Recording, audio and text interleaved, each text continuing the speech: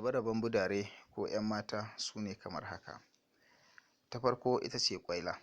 Kwaila ita ce matakin farkon budurci ko 'yan matanci, shekarunta suna farawa daga shekara 10 zuwa shekara 15. Wasu tun daga wannan zangon jikinsu zai nuna cikarsu.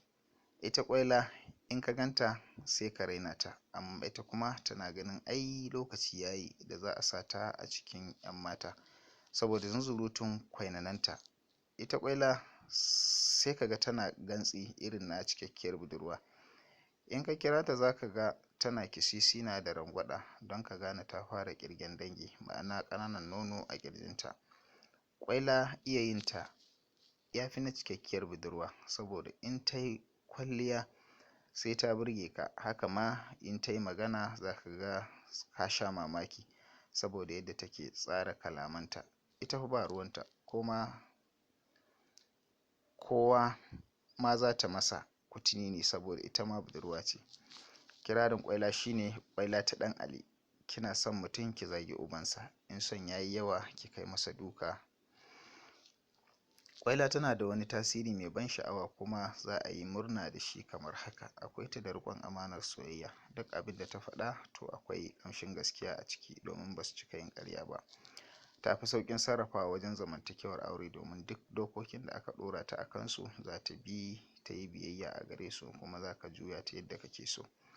Matsakaiciyar budurwa ita wannan nau'in budurwa ta biyu ita ce 'ya mace wanda shekarunta suka fara daga shekaru 15 zuwa 24. Ita wannan ta wuce Kwaila, kuma duk halittun da suke me da 'ya mace ta zama cikakkiyar mace sun gama kammaluwa a jikinta. Ita wannan tana ɗaukar hankalin duk wani ɗa namiji da yake da cikakkiyar lafiya. Ma'ana dai matsakaiciyar budurwa ita ce wadda balaga ta yi mata wawan kamu kuma ta jefa ta a cikin 'yan matanci. A wannan lokacin budurwar matsakaiciya tana kallon kanta daidai da kowace babbar mace. Ita fa yanzu ganinta take kamar ba wata budurwa in ba ita ba, kuma jin kanta take tafi ƙarfin sa'a. Ita wannan budurwa jikinta yana matuƙar motsa ta da yi mata ƙaiƙayi, shi yasa za ka ga tana tsalle ko gudu ko kuma kokowar gwajin ƙarfi da sauran ƙawayenta. Ko ba ta iya zama wuri ɗaya kamar kar a zarge ta don tana irin wannan ɗabi'u, ba laifinta ba ne. Guguwar budurci ce ta yi sama da ita.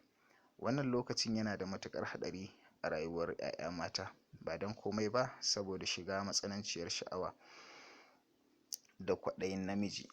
Masu lalata 'yan mata suna la'akari da irin wannan yara saboda ana ruɗar su da dukkan abin da zai ɗau hankalinsu, su kuma sukan faɗa tarkon.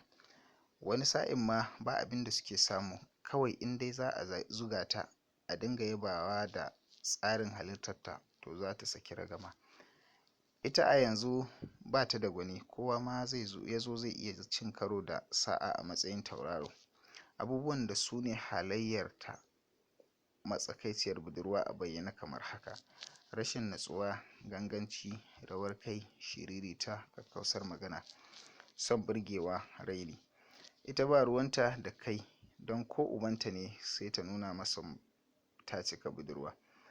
Idan aka aurar da ita, miji sai ya yi da gaske wajen ɗora ta a kan hanya mai nagarta ta zamantakewar aure.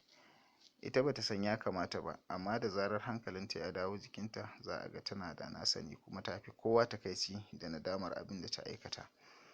Babbar budurwa kuwa ita ce budurwar da shekarunta suka fara daga 26 zuwa sama. Ta fara budurci tun yana da ɗanɗano a gare ta, amma ba ta sami yin aure ba. Har ƙannenta sun tadda ita sun yi budurci tare.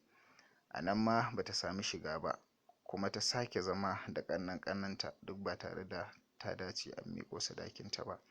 Har dai ta haƙura ta zauna zaman jiran tsammani. Babbar budurwa tana son aure a wannan lokacin, amma abokin mutuwa take nema, ko ta halin yaya a dai samu. Ita fa babbar budurwa da ka ganta, in dai ka san mace ko in ce 'ya'ya mata to za ka gane ta.